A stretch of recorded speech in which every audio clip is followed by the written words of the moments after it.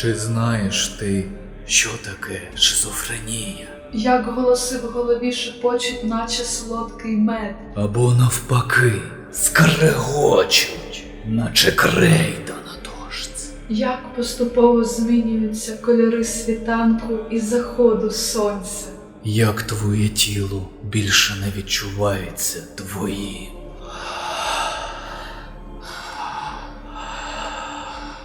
Невже тепер це і є моя реальність? Що не так із Hellblade? Мене давно запитували, чи зроблю огляд на Hellblade, бо це, як кажуть, ті, хто в цю гру грав, ідеальна гра, що розкриває такий діагноз, як шизофренія. Бо розробники буквально зробили на цьому весь наратив, усю історію. Але чи правда це? За цей конкретний огляд можете подякувати патрону Юрію Демону, який підштовхнув мене таки зробити огляд. І на прикладі цієї гри пояснити, що таке шизофренія і чим вона відрізняється від інших психічних розладів. Ну і ніде правди, діти, от днями виходить друга частина, якщо буде багато запитів, буде огляд і на неї. І тут одразу хочу почати з негативу та моїх претензій до гри, щоб потім вже з чистою совістю говорити про її суть і плюси. Якщо ви подивитеся щоденники розробників, кадри з них ви можете бачити зараз, то зрозумієте, що під час створення цієї гри творці консультувалися з психіатрами та іншими спеціалістами зі сфери психічного здоров'я. У грі акцентують на понятті та імплементації психозу як сукупності симптомів. Дехто вважає, що це найважливіша і найбільш яскрава ознака шизофренії, що на думку багатьох психіатрів насправді не зовсім так. І про це трохи далі. Тому мені важко дивитись на поведінку Сенуї як на, так би мовити, зразкове втілення шизофренії як психічного розладу на екрані. Маю на увазі, що не можу сказати, от всім людям, пов'язаними з медициною, раджу Hellblade як гру, що ідеально розкриває шизофренію. До речі, якщо ви захочете більш детального опису, як виявляє себе шизофренія поза психозом і психотичними симптомами, то на архівному каналі є огляд відеогри Taumaturge і розвінчання міфу про одержимість демонами. Друга велика проблема – дестигматизація. Що це таке? Це сукупність методів боротьби проти таврування негативними ярликами, образами людей, їх засудження за якусь їхню особливість. У цьому випадку психічного розладу. Ми, звісно, точно не знаємо якого, але можна припустити, що ми і робимо, що це шизофренія. І так, далі будемо розглядати все, що відбувається з головною героїнею, саме як прояв цього розладу. Логічно, що ліків, які допоможуть повністю вилікуватися від шизофренії, не існує. Це тест, чим особа, якщо хвороба з'явиться, буде жити до кінця своїх днів. І, звісно, її не треба у цьому звинувачувати. Але, як і з багатьма іншими філософськими та сучасними ідеями на Заході, вони рано чи пізно перекручуються до повної маячні. Рух БЛМ, транскультура, вовк-культура, культура скасування тощо. Ці ідеї мали б змінити світ на краще. Однак подивіться, що з ними сталося вже зараз. Жах. Так і тут. Розробники так сильно намагаються дестигматизувати психози, психічні розлади, пов'язані з ними, що починають вигадувати плюси хвороби. Мовляв, психоз не можна розглядати тільки як порушення діяльності психіки. Такі люди мають перевагу, а саме унікальний погляд на наш світ. І на цьому акцентують і в самій грі, і в щоденниках розробки. У чому проблема? Ну, не знаю. Певно у тому, що той же психоз при шизофренії – це більше смертельна хвороба, яка знищує ментальні процеси, скорочує тривалість життя. І будь-хто, хто її має, у момент ремісії хотів би її позбутися, але не може. Моя думка, у процесі дестигматизації важливо не перейти кордон, коли ви починаєте романтизувати, ідеалізувати хворобу та її прояви, робити її позитивною частиною життя. І тому мені важко, як зараз молодь каже, бути на хайпі, чекаючи на другу частину, бо вона ще більше може занурити пересічного гравця в ілюзію того, що шизофренія – це круто. Пам'ятаєте емо з їхньою типу депресією і самоушкодженнями? Давайте чесно, не дуже дуже добре, коли підліток травмує себе, проявляючи у такий спосіб свою субкультуру. Та й взагалі це дуже деструктивно. Так і тут. Ну а з іншого боку, я розумію, що якби ту ж шизофренію показали, як вона є насправді, ніхто б у це не грав взагалі. Бо нагадую, шизофренія характеризується деякими симптомами, зокрема апатико-дисоціативні, абулія, які нівелюють можливість побудувати послідовну логічну історію, принаймні у її класичному, звичайному розумінні. Третя проблема лише моя. Ну і людей, що працювали з тими, хто має шизофренію. У грі багато алюзій, метафор, натяків, візуальних і слухових трюків, магії, яка повинна допомогти зануренню гравця у такий стан, ніби він і є Сенуа. Ніби він відчуває симптоми психозу, а сам психоз вдало маскується під містичне прокляття. Так, скептично цивілізована людина має сумніватися у своєму ментальному стані і зануритись в атмосферу. Одна проблема. На мене це не діє зовсім. По-перше, бо за кожним трюком я просто бачу, як команда розробників вигадувала цей трюк і який конкретний симптом хотіла показати. Бо робив би так само на їхньому місці. По-друге, через ПТСР періодично мав слухові галюцинації. Порівнюючи з реальними, те, що є в грі, таке. Для відносно здорової людини норм. Для людини, що хоч раз відчувала щось на зразок панічної атаки чи щось схоже, сміх та й годі. Тому якісно оцінити атмосферу для мене це практично нереально. Ну і остання проблема – страх розробників перед словом шизофренія. Незважаючи на те, що більшість симптомів, їх динаміка, тривалість цілісно вписуються саме в діагноз шизофренія, розробники наполягають, що це гра саме про таке широке поняття, як психоз. І я розумію, чому так. Психоз – менш стигматизоване поняття. Плюс він буває і при інших розладах і захворюваннях, але про це пізніше. Ми ж будемо обговорювати головну героїню Сеною саме як людину, що має шизофренію. На цьому закінчую критикувати і ми переходимо до гри. Однак ще один підстоп. Офіційно української локалізації немає. Але чому тоді ви бачите українські субтитри? Вони фанатські. У стімі в розділі посібники у пошуку шукаєте українізатор. Там же інструкція, як налаштувати. Для лінивих залишив посилання в описі. Пацієнт Сенуа. Шизофренія.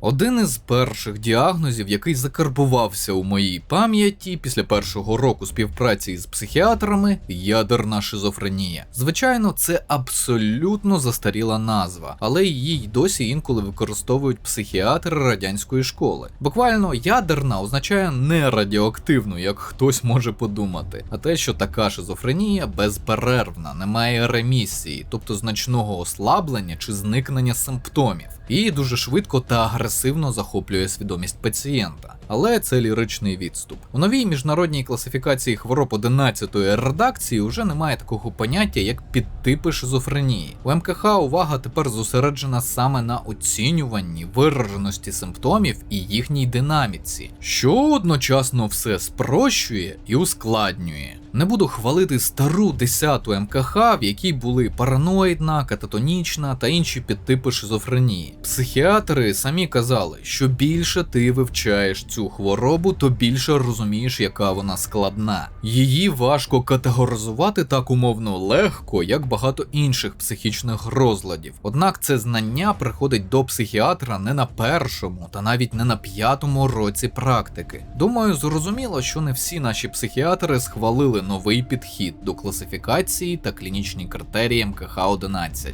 Ну і плюс наші українські психіатри вважають основним критерієм шизофренії, якщо його можна так назвати, саме порушення мислення – інтерапсихічна атаксія. Водночас у грі цьому присвячено не так багато часу, а більше психотичних симптомів. Це дискусійне питання з розряду, що було раніше – курка чи яйце. Але переходимо вже до гри і Сеної. Вона зустрічає вас на човні, що прямує до берега. Але ще до того, як її ноги торкнуться суші, ви почуєте жіночі голоси. Голоси в голові дівчини. І їх треба розділити. Сильний, впевнений, але втомлений, який чутно найсильніше – наратор. It's always there, just out of sight, where you're most vulnerable. It's like it knows that just enough light is all you need to see its suffocating power. Це класика для ігор, де немає мапи, щоденника, чогось, що веде вас за сюжетом і в самій грі. Вам потрібен провідник. Це і є наратор, він же оповідач. Загалом ви вже можете бачити, у грі немає інтерфейсу, UI, тобто чогось, що допомагає гравцеві орієнтуватися у світі. Ну от, наприклад, ігролад із Відьмака Дикого Гону. Порівняйте, де стрілочки. І це рішення в Hellblade розробники прийняли не просто так. Воно усвідомлене. Ніщо не має відволікати гравця від голосів і викривленого сприйняття реальності головної героїні. Однак оповідач також є внутрішнім голосом Сенуї. Кожен із нас має такий, і саме його присутність в історії відмежовує інші слабші голоси. Use your eyes. Use your eyes. Come closer. She can't focus. Why can't she focus? Take a closer look, Senua. Слухові галюцинації – перший симптом, який ви зустрінете в анамнезі героїні. Вони будуть то віддалятися, то наближатися, шепотіти і говорити на повний голос, сміятися і плакати, фиркати, іноді кричати. У них різний тембр і різні персони. І поки що, тільки поки що, вони лише коментують дії і думки Сенуї. Бо слухові галюцинації, якщо ми розглядаємо тільки голоси, залежно від динаміки і розвитку шизофренії, вони можуть бути коментуючі та імперативні. Імперативні – це ті, що наказують, вимагають від носія дії. І людині з шизофренією фізично важко, боляче відмовляти їм, якось сперечатись з ними, протистояти їм. Такими імперативними голоси стануть ближче до фіналу гри, а також у битвах, коли вони наказують Сенуї битися до кінця, незважаючи на ціну.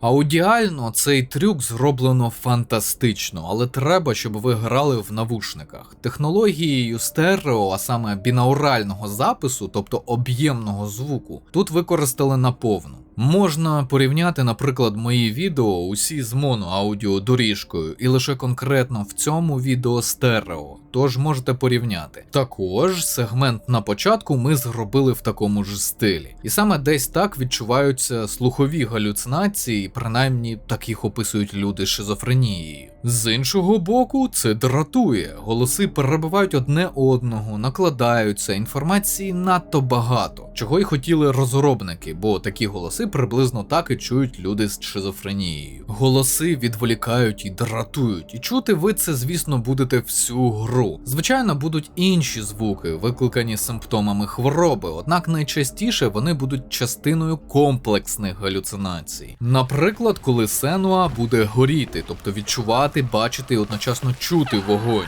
звук полум'я, якого насправді не існує. Загалом більшу частину історії Сенуї ми дізнаємось саме через голоси, їх коментарі чи обговорення спогадів, і це дуже органічний прийом. Поки Сенуа йде далі, вона бачить і зорові галюцинації, абсолютна більшість яких істинні, тобто вона вірить, що вони є реальністю. Висвітлення псевдогалюцинацій, тобто тих, які людина сприймає саме як галюцинації, у грі немає, якщо не згадувати про частину з Валравеном, богом ілюзій. Водночас там це галюцинація в галюцинації. І саме так Сенуа це сприймає. Є справжня магія, у яку вона вірить, а є фокуси, ілюзії, які теж магія, але сутність яких саме в обмані її відчуттів. Такий собі інсепшн. Сон у сні. На зорових галюцинаціях буде триматися більша частина небойового геймплею. Пам'ятаєте, уже згадував, що той меседж про дестигматизацію, як його показують розробники, не дуже коректний. Так от, тут це якраз дуже важливо. Розгадуючи загадки, пазли, Сенуа бачить світ не так, як умовна звичайна людина. Вона помічає візерунки, складні руни, обличчя там, де хтось інший побачив би камінь, дерева, архітектуру тощо. Цікаво те, що Сенуа часто викривлено бачить тіні або гру світла, що наштовхує на думку, що це не суперздібність або навичка, яку можна застосовувати за бажанням. бажанням, а постійне викривлене відчуття світу. А втім, гра занадто коротка, щоб гравець реально міг усвідомити, який дискомфорт здатний спричинити такий погляд на світ. Тому це здається дещо романтизованим. Бойова ж частина базується на комплексних, складних галюцинаціях. Бо Сенуа бачить щось схоже на антропоморфних монстрів-вікінгів, чує замахи і відчуває їхні удари, відчуває опір, коли рубить мечем супротивника. І тут, до речі, є альтернативне пояснення, що це тільки зорова галюцинація, бо комплексні більш рідкісні. Тому це може бути зоровою галюцинацією за умови, що Сенуа б'ється з реальними вікінгами, а свідомість просто домальовує їм такі характеристики. Про правдоподібність цього поговоримо пізніше, але така версія має право на життя. Чому свідомість домальовує саме такі характеристики: зріст під 3 метри, маски замість обличчя, демонічні риси тощо? Тому що Сенуа має маячну ідею, на якій зафіксована її увага, що також характерно для її захворювання. Вона вважає, що вона в пеклі. Хоча, думаю, для вас це не сюрприз. Гра буквально називається Hellblade, тобто пекельний меч. І прийшла Сенуа у пекло добровільно, бо у неї є справа до правительки цього місця. Вона хоче воскресити свого коханого чоловіка. А, до речі, у неї на поясі його череп. Бачите, згідно з піктською міфологією, у черепі знаходиться душа людини. Ну а Сенуа – шотландський пікт, а її хлопця вбили вікінги під час набігу. За її версією, він якось потрапив у вікінгське ж пекло Гельгейм, і саме звідти його можна врятувати. Чи є тут логіка? Ні. Це маячня з фіксованою ідеєю, підсиленою психотичними діями. Без сарказма вірю. Бачив іще більш абсурдні маячні ідеї. До того ж, не забувайте про культурний і соціальний вплив на психічні розлади. Тож так, дуже багато людей з шизофренією мають галюцинації та маячні ідеї. А звідки беруться галюцинації? Із викривленого аналізу свідомістю людини звичайного життєвого досвіду. Складно? Ось приклад. Вас затопили сусіди зверху. Неприємно, стресова ситуація, абсолютно негативний досвід. У разі шизофренії можливо таке, що людина буде вважати, галюцинувати цю ж ситуацію з підтекстом «мене заливають кислотою, щоб вижити з хати». Тобто дві частих для шизофренії ідеї: параноя, тобто манія переслідування, і сприймання подій як негативне, вороже ставлення світу саме до тебе. Тому в свідомості будь-яка подія навколо ворожа. За відсутності лікування така людина буде чути, як у стінах тече рідина, відчувати кислотний запах у під'їзді, навіть чути шепіт сусідів за стіною, які змовилися її вбити і забрати її майно. І якщо ви думаєте, що це гіпотетична ситуація, подумайте ще. Там, правда, ще в анамнезі бабусі був різкий провал в деменцію, але спочатку все-таки була шизофренія. Але це не все. Така людина може не відчувати небезпеки там, де вона реально є. Через це хворі на шизофренію часто беззахисні. Тому не дивно, що вірування і народу Сенуї піктів, і вікінгів, які на них постійно набігали, призвели до того, що Сенуа вірить у релігію, магію і ритуали. Сприймає їх не як традиції, а як реальність. І тому її маячна фіксована ідея опирається на фундамент культури, у якій вона живе все своє життя. Тут моя повага розробникам. Вони чудово вписали цю ідею в наратив та історію. Під какофонією голосів Сенуа доходить до великої брами, воріт у Гельгейм. Але вони не відкриваються. У відчаї дівчина молить богиню смерті віддати їй коханого. За нього Сенуа готова віддати все, що в неї є. Однак її прохання стикаються з ворожістю. Вона бачить галюцинацію, де в майбутньому вмирає від прокляття, насланого богинею. Це єдиний момент, у якому розробники втручаються в доволі автентичний досвід, підказуючи, що Сенуа, вмираючи, щоразу буде отримувати прогрес хвороби. І якщо так буде часто, її подорож закінчиться смертю. Механіка роботи прокляття, до речі, також, ви здивуєтесь, але пов'язана із психічними розладами. Права рука Сенуї чорнішає, наче від некрозу тканин. Ви могли бачити щось схоже після надто довгого застосування турнікета, через що інколи доводиться ампутувати кінцівку. Інколи десь так бачать свої руки, шкіру люди з шизофренією, відчувають, що вона, цитую, не така, як має бути. Це проявляється по-різному.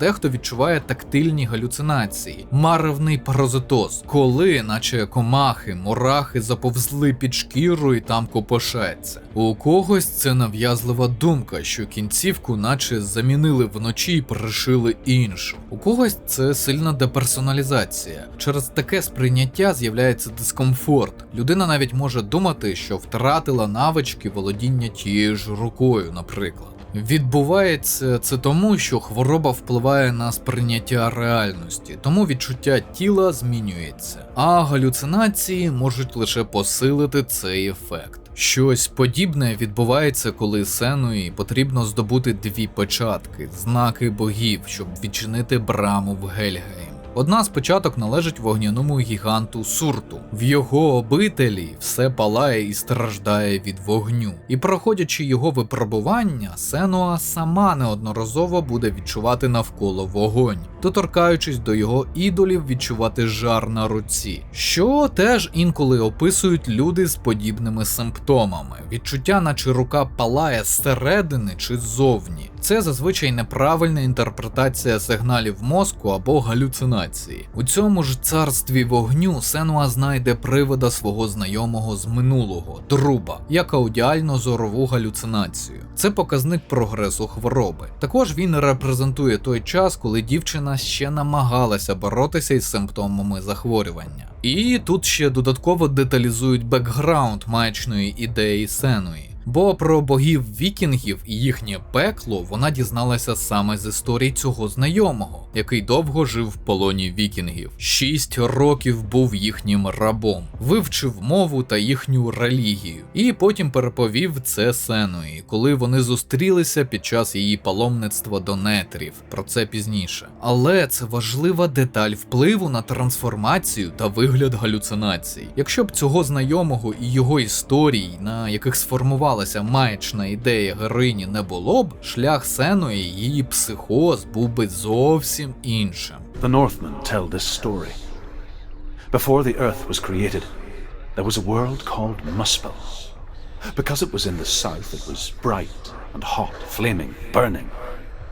У момент перемоги над вогняним гігантом Друб зникає. Пояснюють це тим, що він допоміг і виконав свою місію, тому може спочити. Але це умовно нормально для голосів і персон галюцинацій у свідомості людини з шизофренією. Змінюватися, іти та переходити, зникати назавжди. Люди в період ремісії навіть самі жартують, що в них в голові така собі текучка, плинність кадрів. Так, не дивуйтеся, у людей з психічними розладами може бути дуже чорний гумор щодо свого стану. Вбивши вогняного гіганта за допомогою підказок свого старого знайомого, Сенуа клянеться нести його спадок у цьому та інших життях. А саме історії, відречення від усіх богів і виборювання свого шляху. Якщо переносити цю ситуацію на реальність, то можна назвати це радикальною відмовою від будь-якого стороннього втручання, зокрема медикаментозного. Десь за таких умов люди, якщо говорити спрощено, повністю віддаються течії своєї маячні.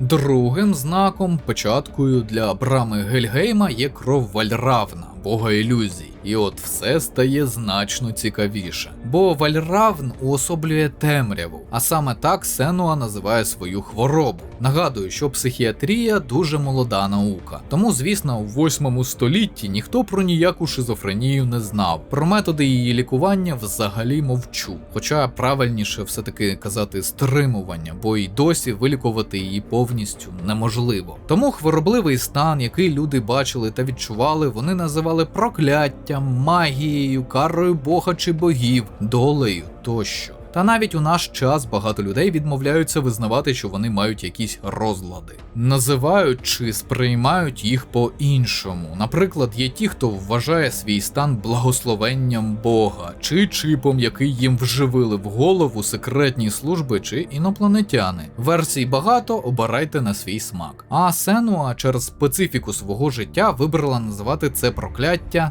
темрявою, яка полює на неї і хоче розчинити в собі. Водночас Вальравн – це теж темрява, принаймні в оповідях її знайомого. І тут ви можете побачити доволі круту штуку, яку не часто згадують, описуючи шизофренію. Це трансформація у реальному часі лору маячної ідеї в голові пацієнта через відсутність збігів з тим, що є в реальності. Еволюція маячні. Іноді людей з шизофренією, коли вони описують паралельну реальність своєї свідомості, у якій вони живуть, можна підловити на прогалинах у їхній логіці. Так, якась логіка до особливо важкого стану в маячні все ще може бути. Викривлена, але все ж логіка. І коли є жорстка хиба, на яку ти вказуєш, людина може навіть впасти в ступор і на деякий час випасти з розмови. Коли ви продовжите діалог, ця прогалина буде або залатана додатковим лором, або, згадуючи її, людина буде її ігнорувати чи ставати агресивною, не сприймати це як нелогічність. Отак і Сенуа на коротку мить буде збентежена невідповідністю своєї маячні, але ненадовго. Вона прийме факт, що Вальравн – емісар, посланник темряви, і що перемогти його означає ненадовго зупинити темряву. Тобто симптоми хвороби, отримати полегшення.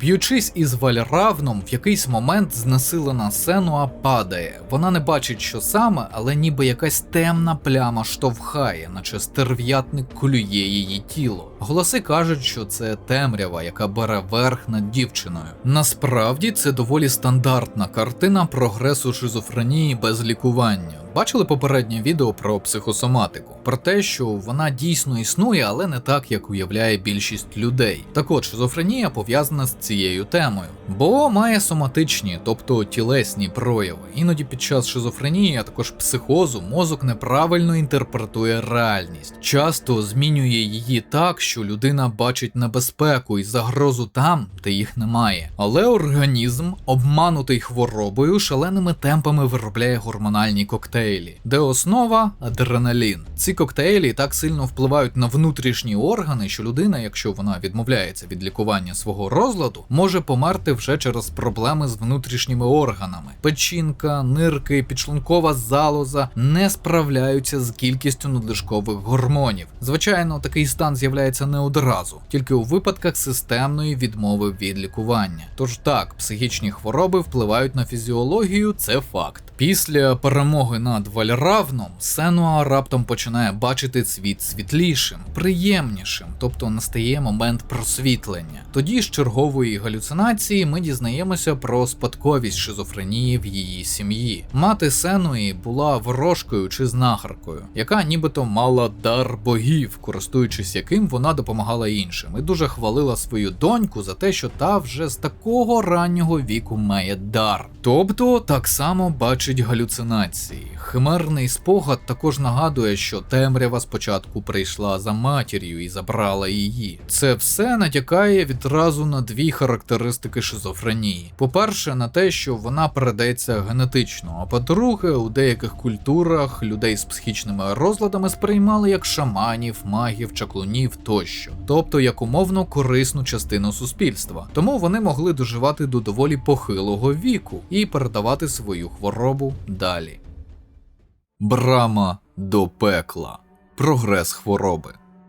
Два знаки у нас, і кров вбитих богів повинна відкрити браму. Що і відбувається? Сенуа йде довгим мостом до цитаделі Гель, володарки світу мертвих. Однак та сама виходить назустріч дівчині. Гігантська, спотворена жінка лякає Сеною своїм виглядом і силою. Імперативний голос наказує Сенуї битися, і вона слухається. Удар меча призводить лише до невдачі. Меч зламано, а дівчина падає з мосту у прірву. Там вона проведе ніч у роздумах про свою слабкість та гниль. Те, що вона нікчема. Імперативний голос буде тільки підсилювати це, накручувати її. І вона робить те, що роблять деякі люди, які мають психічні розлади, коли їх переповнюють негативні емоції, а психіка умовно не може з ними впоратися. Самопошкодження або селф-харм. І тут зазначу, для шизофренії така поведінка поведінка не дуже характерна. Навпаки, такі люди ставляться до свого життя більш дбайливо, принаймні наскільки це можливо з цим діагнозом. Тому тут розробники потрапили у штангу.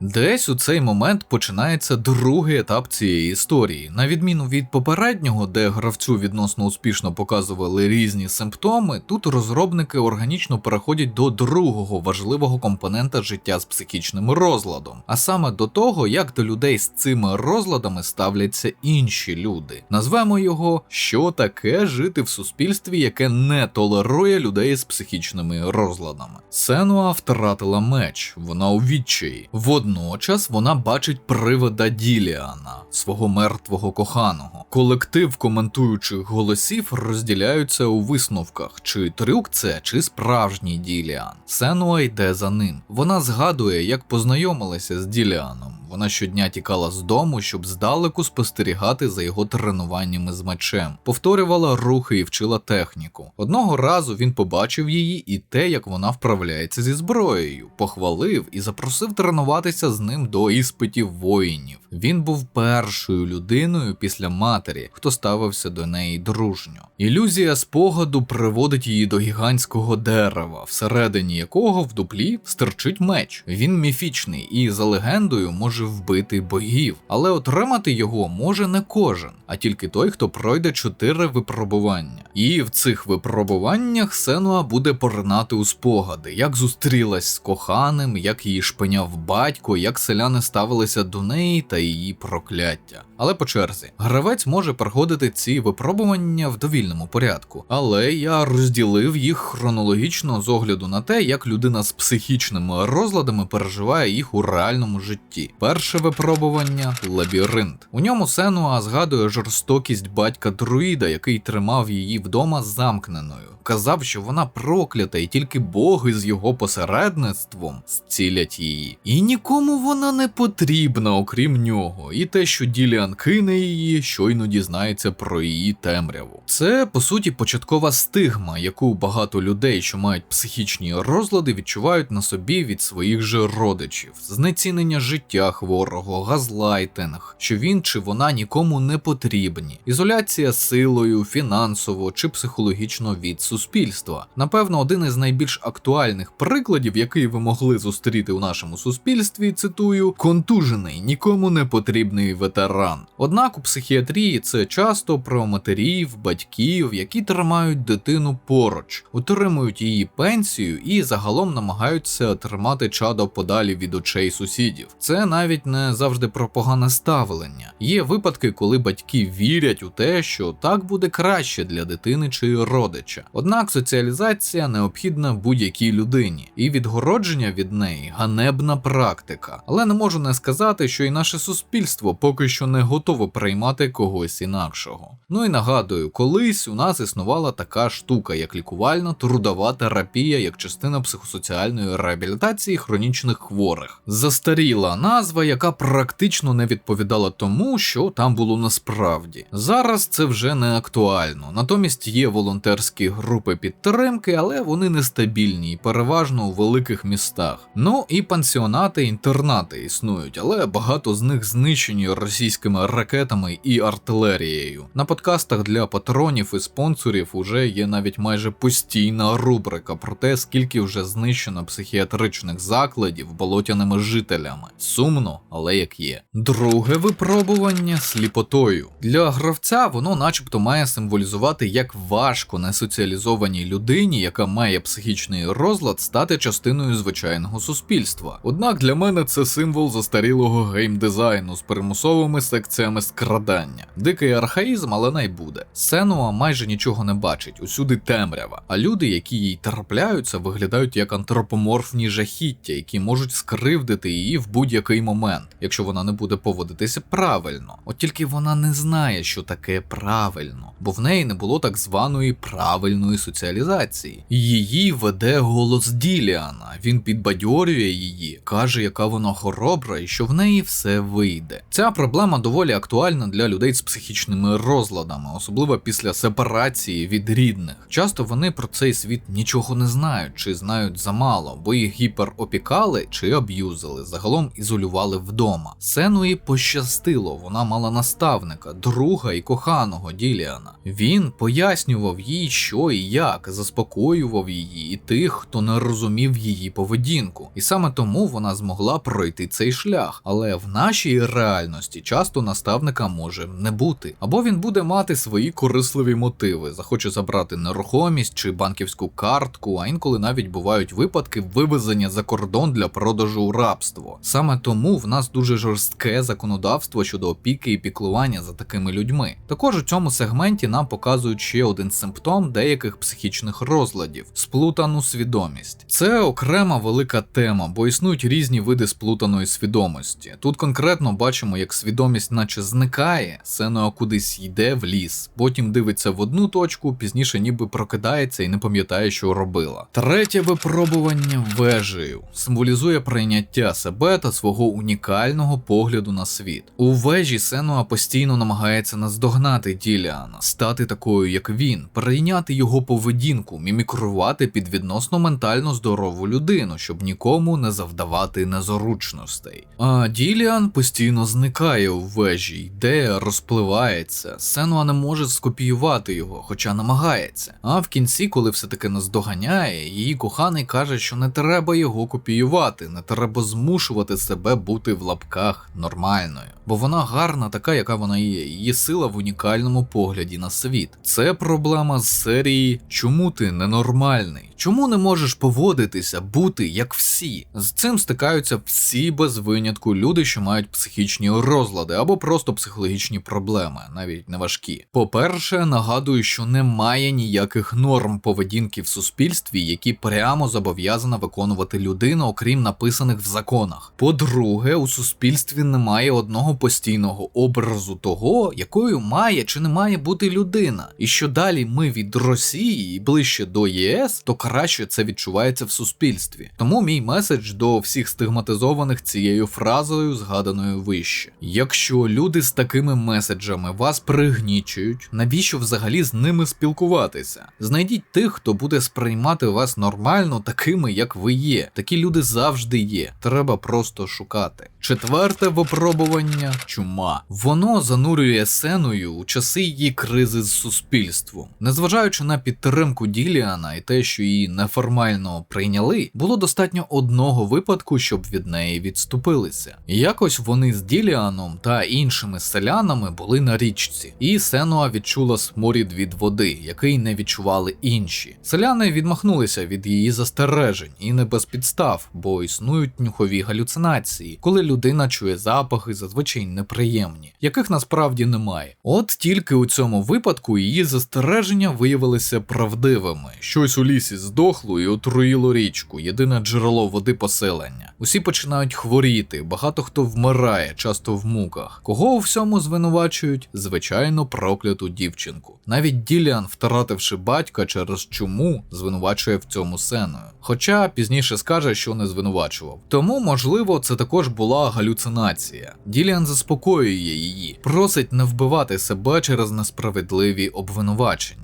Багато людей, що мають психічні розлади через їхню нестандартну поведінку, вислови, бубоніння, компульсивні дії тощо, звинувачують у тому, до чого вони не причетні. Накаркав, накаркала, чи ти про це згадав, а значить у тебе був мотив або можливість. Звісно, таким людям у подібних випадках важко захищатися, якось виправдовуватися, бо, по-перше, немає підтримки в суспільстві, або вона незначна. По-друге, стрес через звинувачення може вплинути на їхню можливість сприймати реальність, логічно будувати свій захист. Тому і відбувається лінчування. Полювання на відьом. Конкретно у випадку з Сеною це віра в те, що вона проклята і має всередині, як і її мати в минулому, темряву, яка приносить всім, хто поруч, нещастя. Випробування закінчуються. Можна дістати меч, але меч теж вимагає випробування. Тому голос закидає Сеною у море мерців, туди, де знаходиться її мати. Це частина Гельгейму для тих, хто був проклятий у світі живих. для тих, хто страждатиме навіть після кінця життя. Перебуваючи в морі мерців, вона почне згадувати події. Одна з них у минулому. Сенуа каже Діліану, що вона йде в нетрі Хаші у добровільне вигнання, щоб не псувати його життя та життя селян своєю пітьмою. Там вона й познайомиться з Друбом, який також ховається в нетрях від пережитих жахіть рабства у людей півночі, вікінгів. Саме він буде розповідати Сенуї довгими ночами легенди і міфи. На цьому Сенуа і створить свій світ ілюзій. Але що стало для цього каталізатором? У нетрях настане час, коли дівчину перестануть так сильно діймати симптоми хвороби, тому вона повірить, що темрява відійшла, і тоді повернеться до села, лише щоб побачити, що воно зруйноване. Набіг вікінгів усе знищив, а її коханий Діліан був страчений, помер найстрашнішою смертю, став кривавим орлом. Це і стане каталізатором психозу. Вона відріже голову трупу Діліана, запакує її у лахміття і піде шукати пекло вікінгів, у якому вона вірить замурована душа її коханого. Єдиного, хто колись зміг її зрозуміти і повністю прийняти. Пекло і розчарування. Після спогаду про знищене село у свідомість дівчини все більше починає проникати імперативний, а не коментуючий голос. Владний, агресивний, гнітючий чоловічий голос. Він не розмовляє з нею, він наказує їй, знущається з неї, наче володіє дівчиною. Це сигнал погіршення хвороби. Із мечем вбивці богів Сенуа прямує до іншого входу у цитадель Гель. Це підземелля, в якому панує пітьма, те, чого найбільше боїться Сенуа. Бо тьма асоціюється з її симптомами, погіршенням її стану, посиленням її прокляття. Вона панічно боїться опинитися в темряві. Тому всі дії, які б ви не виконували, треба робити у світлі факела чи щілин, звідки пробиваються промені сонця. А в темряві ховається звір, що боронить цей вхід у Гельгейм. Гігантський вовк Фенрір. Вовк якийсь. Вовк! Курва, вовк! Ти вовк? Якийсь хаски чи що це таке? Подивіться, як на вовка похоже. Ну тільки такий грубий вовк, поправлений вовк. Бач, він їсть сніг. Братан, не їж сніг, аж за зубами тріщить. Через необережність Сенуа зривається і втрачає голову Діліана, яка падає в безодню. Тому, замість того, щоб йти далі до Гель, їй треба знайти цінний пакунок, пересилити страх перед Фенріром. Імперативний голос тим часом цькує її, дратує, принижує. Після довгих мандрів підземеллям вона знаходить те, що втратила, і з'ясовує, що їй доведеться відбити свій пакунок у чудовиська. Під час битви голос буде відволікати її, казати, яка вона гнила і проклята богами, що відмовилася від них. І Діліану тепер через неї доведеться гнити у Гельгеймі аж до Рагнарьоку. Коли Сенуа таки перемагає Фенріра, голос заспокоюється. Він каже, що не хотів завдавати болю дівчині, а це були необхідні випробування, без яких Сенуа не зможе перемогти Гель. Тембр голосу стає спокійним. Ознака послаблення психозу після його чергового піка. Голос і Сенуа миряться і йдуть назустріч Гель. Один останній ривок у глибину гори. Пройшовши ще один міст, Сенуа стикається з новою перешкодою. Їй треба відмовитись від коментуючих голосів, відпустити їх, щоб пройти далі. Ті просять не залишати їх, бо вони це її частина, були з нею завжди, допомагали їй. Однак дівчині вже все одно. Ознака погіршення стану, коли в свідомості переважають тільки імперативні голоси. Нарешті ми вриваємось в обитель Гель, щоб з'ясувати, що ніякої Гель немає. Імперативний голос показує нам спогад 5-річної Сенуї про те, як батько-друїд спалює її матір за те, що та має в собі тьму, тобто шизофренію. Саме цей спотворений образ і є Гель, а імперативний голос – це батько, що катував малечу, кидав її в яму вдома, не випускав її до інших людей, який казав, що вона гнила, проклята. Він просив у богів і змушував просити її їхню милість. Він ненавидів свою доньку, бо вона, як він думав, єретичка, що любила свою матір більше, ніж богів. Сенуа впадає в гнів. Звинувачує голос в тому, що він і є темрява, він винен у всьому, що з нею сталося. Він брехав їй. У битві з демонами тепер їй допомагають не ті коментуючі голоси, а голос її матері. Найбільша в цей момент проблема те, що Сенуа не розуміє, що відбувається. Чи існує Гель, чи існує темрява, чи існує її батько та її матір саме зараз у цей момент. Її маячня надто переплітається з її психологічними травмами. Ця реальність занадто заплутана, тому їй залишається тільки йти вперед, вбивати і намагатися й дійти до Гель. А голос тільки сильніше вривається в її свідомість. Він повідомляє, що саме він сказав усім, що вона проклята. Він розносив чутки, що вона отруїла воду і тому померли люди. Він хотів повернути її додому, бо тільки він може врятувати її від світу і від неї самої. Через пряму конфронтацію з голосом Сенуї все складніше фокусуватися. Світ розпливається перед очима, а вороги стають безформеними згустками темряви. Нарешті дівчина пробивається до Гель, але її оточує безліч ворогів. Через них нереально пробитися. Можна тільки здатися, що й робить Сенуа. Гель забирає її меч. Дівчина все ще не знає, хто перед нею. Мара чи Гель, її мати чи богиня. Вона молить її забрати душу, обміняти її на життя Діліана. Сенуа згодна служити богині, бути воїном, який буде битися на боці Гель під час Рагнарьоку. Або нехай вб'є її, якщо не віддає коханого, бо вона більше не бачить сенсу жити. Гель убиває Сеною, і поки її життя поволі витікає з її тіла, а хрипи стають тихішими, вона згадує, що сказав їй Діліан, що смерть чекає всіх. І їй не треба боятися, як і не треба боятися відпускати тих, кого вже немає. І що він, коли настане його час, прийме смерть, бо вона частина життя, яка відділяє нас від нашої темряви. Гель піднімає голову Діліана і кидає її в море. Наступний кадр, і ми бачимо, що голову кинула саме Сенуа, прощаючись зі своїм коханням. Хвороба відступає, імперативний голос зник. Внутрішній і коментуючі повернулися. Рука більше не чорна, відчувається природньо, темряви немає. Світ виглядає реалістично. Сенуа звертається до гравця, щоб той йшов за нею вже іншу історію.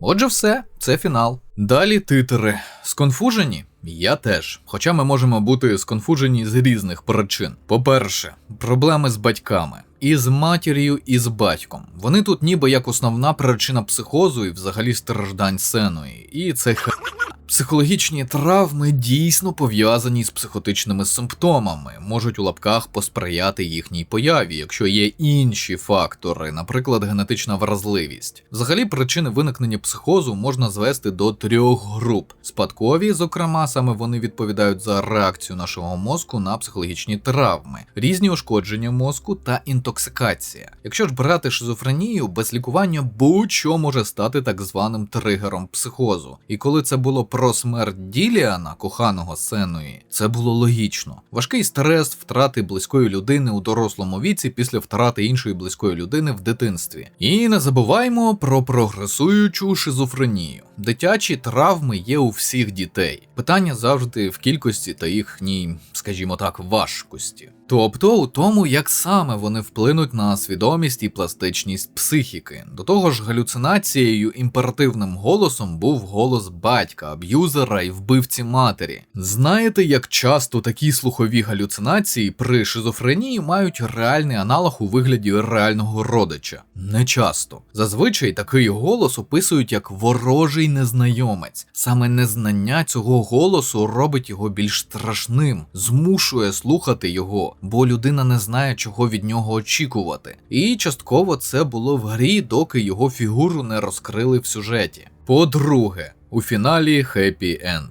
Психоз вщухає, тому що Сенуа прийняла втрату Діліана і матері, змирилася чи перемогла ті психотравми, які заподіяв їй батько. Це мало пов'язано з реальністю. Чому показали саме так? У мене 2 версії. Перша. У країнах на захід від нас часто для лікування шизофренії використовують не лише медикаментозну терапію, а й психотерапію як допоміжну. Є випадки, коли це дійсно дуже потрібно. У нас поки що це не дуже популярно. Але тут Сенуа ніби сама собі провела психотерапію і одужала. Такого не може бути. У Сенуї так багато, я б навіть сказав, нереалістично багато одночасно активних симптомів шизофренії, ще й психотравми, що її психоз дуже ймовірно міг закінчитися тільки її смертю. Тобто розробники або їх консультант із психіатрії вирішили змінити чудову на початку історію про психоз і зробити її менш реалістичною. Вони повністю змінили більш автентичний сценарій прогресування хвороби на користь не знаю чого. Історія та наратив постраждали. Друга версія. Це щоб мати можливість випустити другу частину. Це могла б бути чудова репрезентація психозу, дестигматизації психічних розладів через споглядання симптомів, а фінальним акордом став би епілог, у якому героїня вмирає. Щоб гравець зрозумів, як добре, що зараз у наш час є можливість лікувати подібні розлади і проводити терапію, продовжувати життя людей. Але замість цього гравець побачив, що навіть у такому стані можна самостійно одужати без ліків і допомоги. А як ви вже зрозуміли з мого гнівного монологу, це жахлива мораль. Але з іншого боку, гравці таки побачили, до якого стану людину може довести такий розлад. Аспекти гри.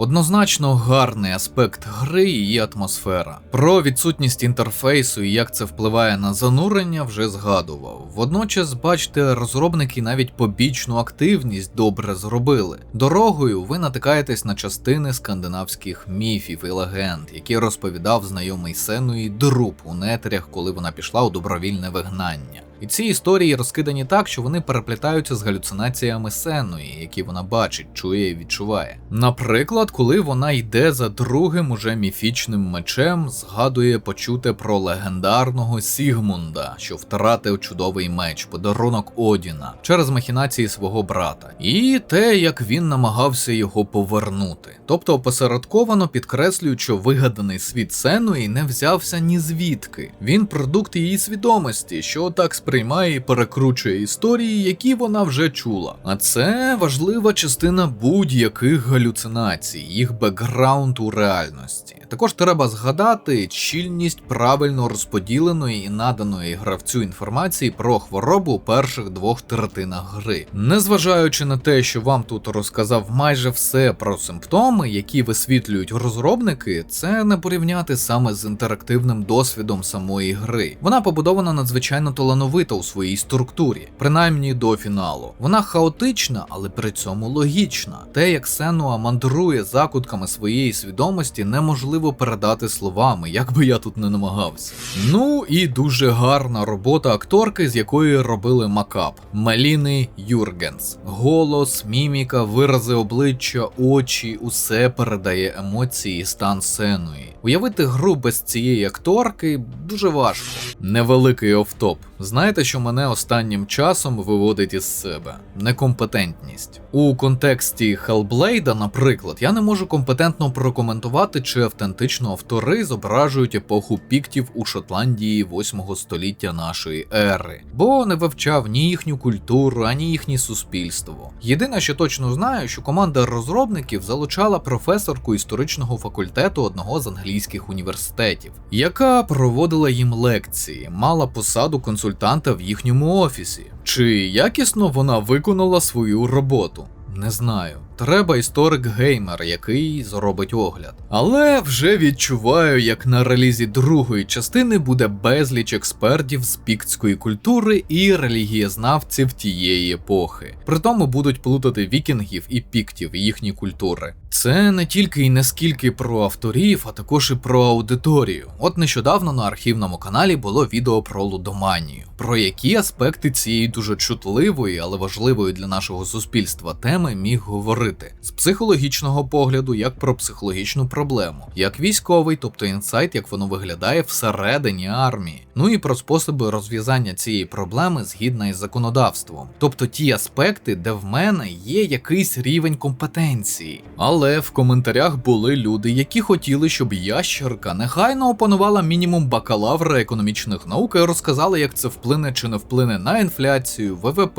і інші трильйони економічних показників. У мене меседж до таких людей: не створюйте попит на некомпетентних балаболів, щоб потім не дивуватися, чому YouTube засраний експертами типу Арестовича. Не робіть так. Не вимагайте у медійників коментарі до тем, у яких вони не мають компетенції. Це як із корупцією. Не бери хабар і не давай. Вибачте, але не кипіло. Ну ви поняли, про піктів я мало що знаю. А от про що знаю, про військову історію, тому поговоримо про це. По-перше, чи дійсно у давнину були жінки-воїни, чи це все сучасна феміністична адженда, тобто пропаганда вигадує. Ні, це не пропаганда. Жінки-воїни поодинці та навіть цілими підрозділами були в абсолютно різних культурах, різних країн і різних епох. Особливо в тих країнах, що часто системно втрачали у війнах багато чоловіків. Це проста логіка виживання етносу. Якщо для захисту не вистачає чоловіків, найсильніші жінки беруть до рук зброю, або їх поневолять і асимілюють. Якщо чоловіків не вистачає поколіннями, це стає традицією. Так, в Японії існував навіть шляхетний жіночий стан – онна богейся, який часто використовували нагінату, такий собі спис. У скіфів, що жили поблизу Чорного моря, була жіноча кіннота, поховання досі знаходять археологи. Так само жінки-воїтельки були в сарматських племенах. Тому Сенуа не фентезі-персонаж у цьому аспекті. По-друге, чи могла жінка-воїн ще й у такому ментальному стані, як Сенуа, воювати зі здоровими чоловіками-вікінгами і перемагати? Це ж маячня. Здивую вас, але теоретично могла, але недовго. Психоз, про який вже казав, у деяких випадках це природній кінський допінг адреналіну, інших гормонів та нейромедіаторів. Думаєте, звідки з'явилася ідея створення допінгу для воїна, тобто короткострокових підсилювачів для солдатів на полі бою? Природній адреналіновий раш, що буває у здорових людей, так само, але ще більш тривалий може бути під час психозу.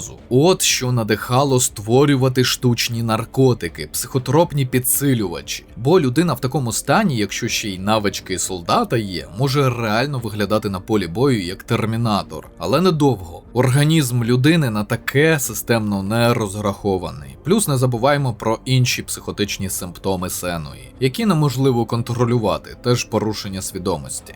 Історія. Напевно, 3 основні нелогічні моменти в усій історії Сенуї для мене такі. Перше. Надто багато симптомів одночасно. Таке враження, що психіатр-консультант, який розповідав розробникам про психічні розлади, розказав про десятки різних клінічних випадків. А розробники вирішили імплементувати їх усі в історію одного пацієнта. Бо зустріти людину, яка відчуває все те, що одночасно відчуває через свій стан Сенуа, важко. Зате, чи не кожна людина з ментальними проблемами може побачити себе в Сенуї, що теж непогано.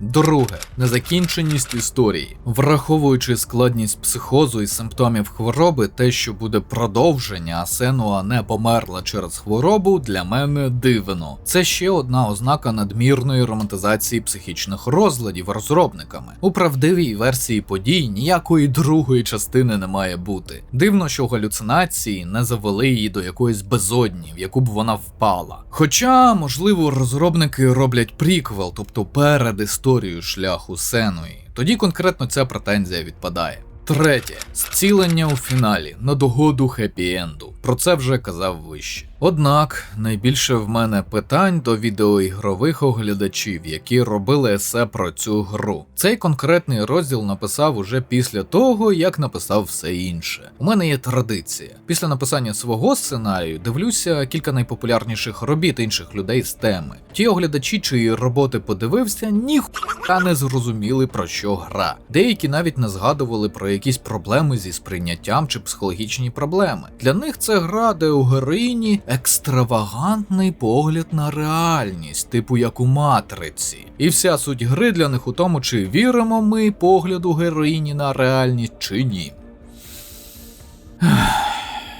а просто треба було подивитися щоденники розробників. Їх небагато і вони короткі. Почитати про те, як створювали гру, хоча б опис гри в Стімі чи рецензії інших гравців у ньому ж. Буквально опис гри на 3 рядки, один з яких, створюючи Hellblade: Senua's Sacrifice, автори використовували досвід нейробіологів і людей, що страждають на психічні розлади. Якби натякає, про що йдеться. Ніхто ж не просить робити аналіз гри з медичного погляду. Просто згадай, що це про психічні розлади, а не про екстравагантну поведінку. Отак і нормалізуються страждання людей та ігнорування того факту, що не всі, кому потрібна допомога, можуть про це сказати. Отак люди перетворюють факт про змінений стан свідомості, що потребує втручання для порятунку, на «це її життя, хай що хоче, те й робить». Примусове лікування у схожих випадках люди придумали не просто так, бо потім людина зрозуміє, що її поведінка в психозі була неправильною, могла призвести до її каліцтва чи смерті. Ремісія – це не просто медичний термін, це те, чого хочуть досягти багато людей, які страждають на психічні розлади.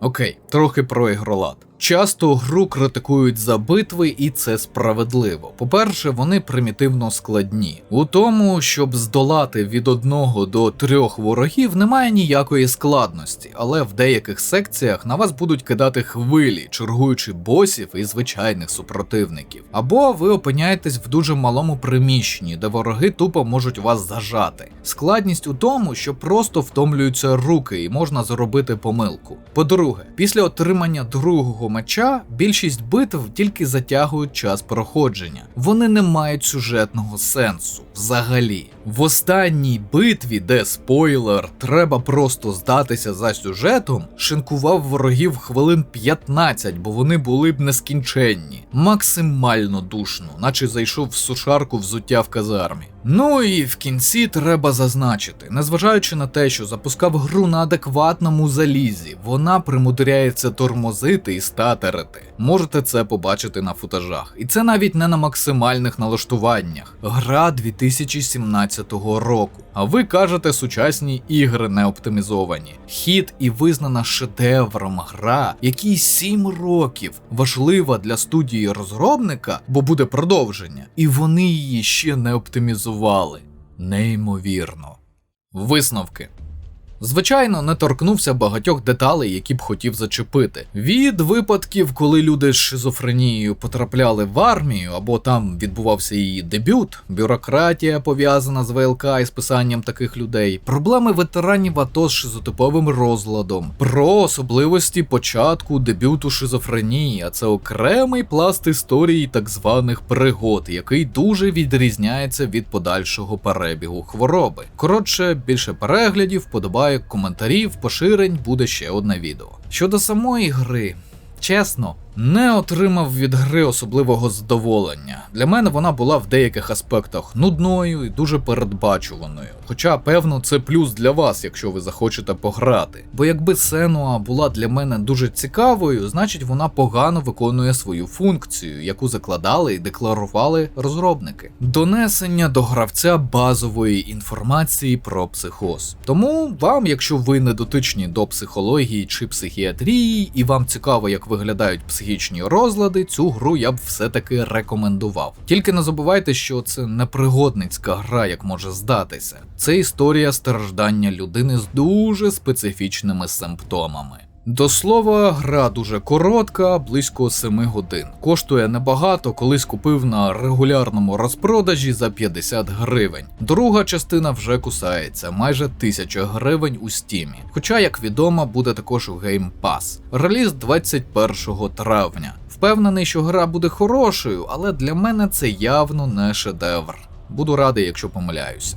А якщо вам хочеться більше інформації про це захворювання у контексті гри, на архівному каналі в мене є огляд гри Taumaturge, де шизофренію поєднали з доволі цікавою історією і показали не тільки психоз, який хоч і є, м'яко кажучи, доволі насиченим таймлайном для людини з шизофренією, все-таки займає не так багато часу в житті сучасної людини з шизофренією.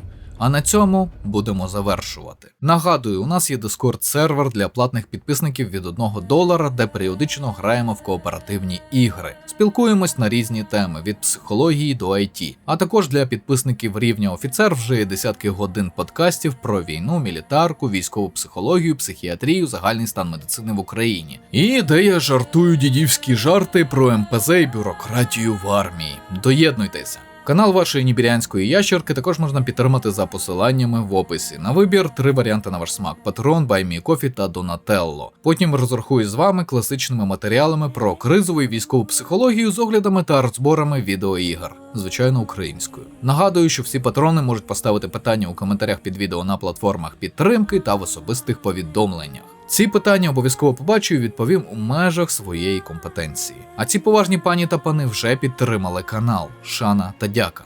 Особлива подяка. Янгол-охоронець, Володимир Іващенко, генерали, Ярослав Крохмальний, Тайрат CISO, Олександр Філоненко, Дмитро, Грінго, Комбриги, Саша Слюсаренко, Олександр Спрат, VCR, Борис Ромбульт, полковники, Акмаль Бафоєв, Олександр, Антон Доценко, Антон Павленко, Арканікс, Чара Фріск, Дарт Некіт, Діма Швець, Дмитро Шевченко, Дмитро Воротняк, Дранкет, Ексвайлер, Форест Кет, Ігор Боднар, Айві, Локсеро, Микола Швед, Найхт Крек, Олександр Гончарук, Олексій Федусенко, Паразітікс, Пріма, Сер, Скавен, Вася 96, Ukrainian Smuggler, Вед Тейт, Ксеноморф Принцес, Андрій Дичок, Андрій Ворон, Артем Тімченко, Богдан Старовойт, Дмитро Куліш, Дмитро Станішевський, Ірія Алія, Ігор Тоцький, 33 шальних узбека, Граніт, Консорт Овкадара, волонтери, Олексій Антоненко, Алтріо, Андрій Орел, Арс Тім, Чембер Роуз, Даніель Лоцман, Девіл Дарксайдер, Денис Дудко, Ервін, Флешкілер, Фукват, Гендальф Суперстар, Хантеріан, Кирил Мартищенко, Логанс, Мет Кузя, Містер Кроу, Рокс Ейха, Ніколас Дав, Оусі, Олександр Бойко, Олексій Юшків, Роман Литвиненко, Сергій Нікітін, Сергій Хакон, Віталій Дзюба, Владіслав Афонін, Юрій Демон 4, Андрій Лупов, Артем Гранько, Лев Кропивницький, Святослав Жеребний, Тимур Кім, Хорунжий, Іванна Баглай. Підтримуйте україномовний YouTube. Вірте в ЗСУ. Все буде Україна.